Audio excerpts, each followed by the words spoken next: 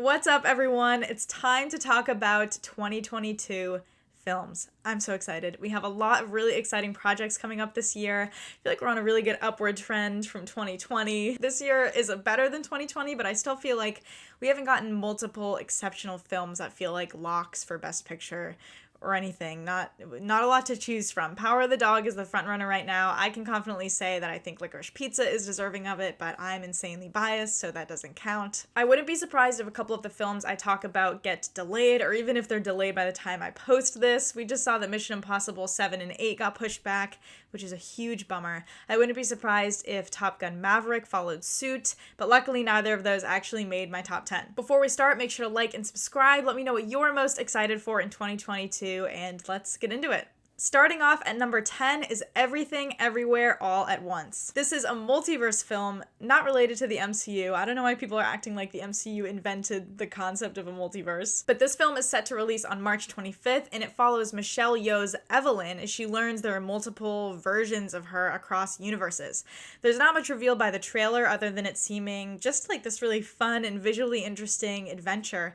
And I'm just so intrigued by it. It was created by the Daniels, who are the really interesting directing duo behind Swiss Army Man. That film is definitely worth checking out. It's very crazy, very funny, very unique. And again, this one stars Michelle Yeoh. She's blown me away in everything that I've seen her in. Crazy Rich Asians. We just saw her in Shang-Chi. So I'm really excited to see her be in the lead role here. Its March release is a little bit of an indicator that at the end of the day, it might not be one of the best of the year, but when it's all said and done, I'm still so excited for this, and we're getting it soon, which is nice. At number 9 is Doctor Strange and the Multiverse of Madness. This film is set to release on May 6th, and it finds Wanda after the events of WandaVision, and we get hints of this plot involving Nexus beings and the multiverse and this Doctor Strange variant. These days, I wouldn't have a Marvel film on this list, but of course this one is being directed by none other than Mr. Sam Raimi himself, the man who simultaneously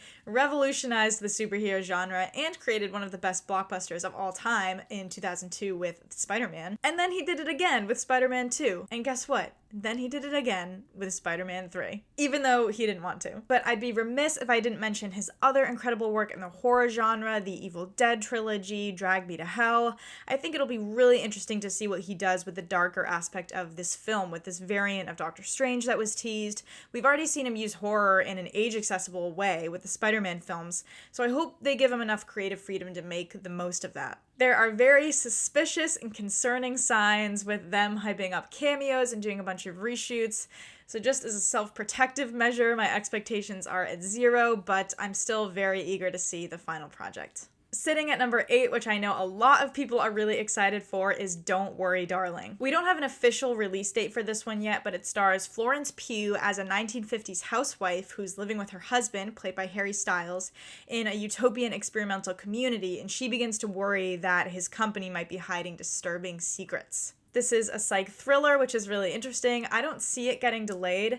And while having Florence Pugh and Harry Styles as a couple is very enticing to me, I'm more interested to see what Olivia Wilde is going to do with this material. She just had her directorial debut with Booksmart, which was excellent. She's clearly a natural, and she's apparently exploring more specifically feminine experiences here, like female desire and traditional roles, which I find so important. And if you have to smack two of the hottest people in Hollywood in the center of it for people to listen, so be it. I am certainly not complaining. At number 7 is Across the Spider-Verse Part 1, the long-awaited sequel to Into the Spider-Verse. This one is set to come out on October 7th and is the continuation of Miles' story. We didn't get a ton from the teaser yet, but we know Gwen is back, and we also have some really exciting casting like Oscar Isaac, Haley Steinfeld, and Issa Rae. My insane, and I mean insane, love for the first film. I think it's a perfect film. I think quality-wise, it's the best Spider-Man film. Would make you think that I would have this film higher up on my list, but I'm just a huge sequel skeptic. I mean, it happens so often that a project will do well and a studio will want to capitalize on it, and the sequel will be a rush job that isn't fueled by that same passion. But I'm holding out hope. I mean, this has a lot of the same creators behind it, and I love animated superhero content. I think there's so much that you can do that's really hard to pull off in live action, and the teaser looked great, so we'll see. Number 6 is one that we know very little about so far, Ari Aster's Disappointment Boulevard. This year is really exciting because we're getting both Ari Aster and Robert Eggers' third films. They've kind of marked themselves as the new generation of horror. And Robert Eggers, spoiler alert, will be discussed in a minute, but Ari Aster is most known for Midsommar and Hereditary, two cornerstones of A24's horror filmography. And Disappointment Boulevard is going to be a horror comedy with an excellent cast. Joaquin Phoenix, Meryl Streep, Amy Ryan, Stephen McKinley Henderson. Again, we don't know much besides the fact that it's supposed to be about the life of a successful entrepreneur. We can assume that he's going to be played by Joaquin Phoenix. And Ari Aster said back in 2020 that it's supposed to be 4 hours long.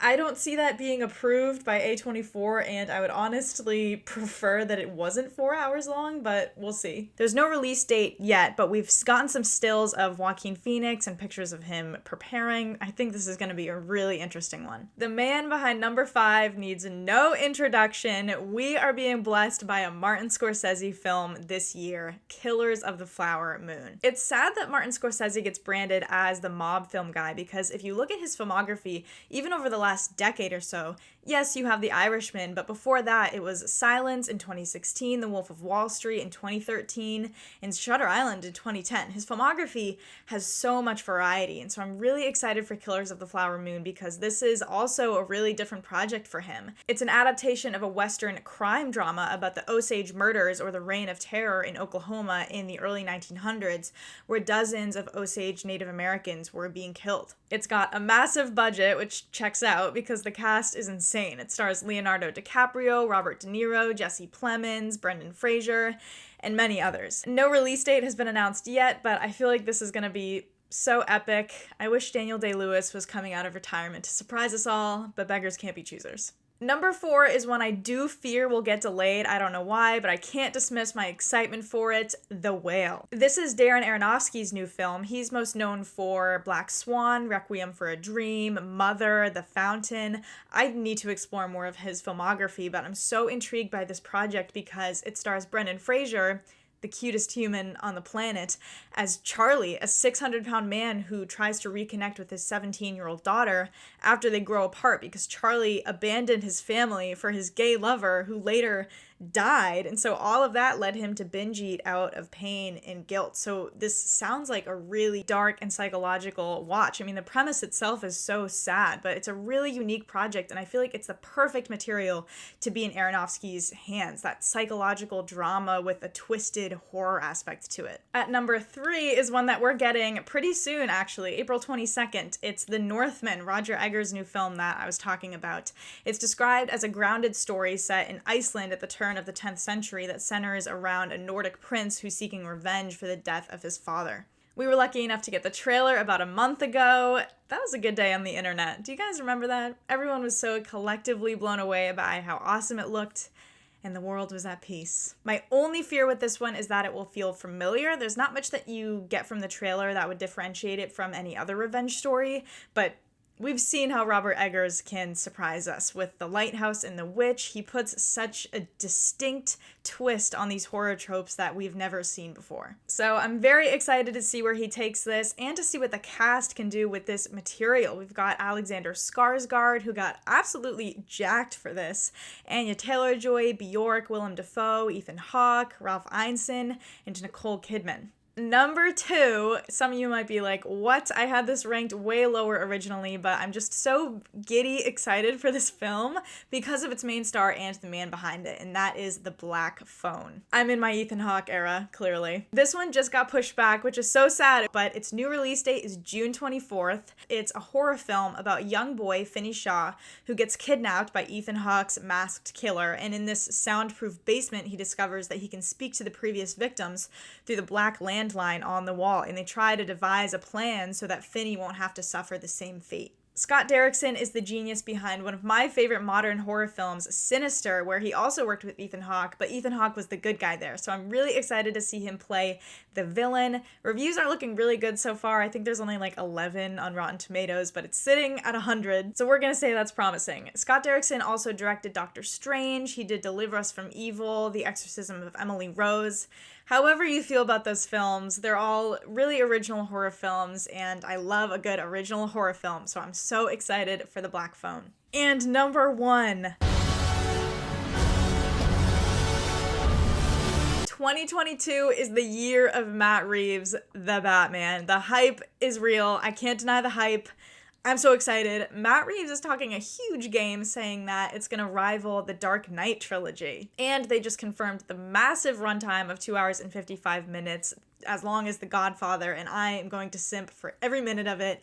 The trailers look great. I did like the first trailer a lot better than the second one. I'm also so excited to see Robert Pattinson as Batman. He's one of the best actors of his generation and really working today. I hope this is what frees him of the Twilight stigma, if things like Good Time in the Lighthouse haven't done that already. But Greg Fraser's cinematography looks stunning, which is no surprise after what he just did with Dune. Paul Dano as the Riddler and Colin Farrell as the Penguin. I can't even wrap my head around. That's next level casting.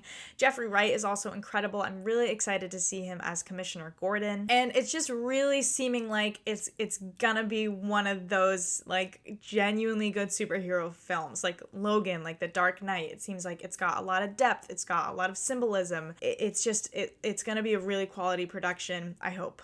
That's it for my top 10 most anticipated films of 2022, guys. There's so many films that I'm excited for this year that I didn't include on this list. The ones that I did pick are mostly directors I love, actors I love, independent projects that I think look really interesting. I've seen a lot of you be excited for things like Babylon, Canterbury Glass, Poor Things, See How They Run, and I think all those projects are going to be so great. So let me know what your most anticipated films of 2022 are. Make sure to like and subscribe to catch my reviews for these films, and connect with me on social media so that we can chat about them. Thanks for watching, guys.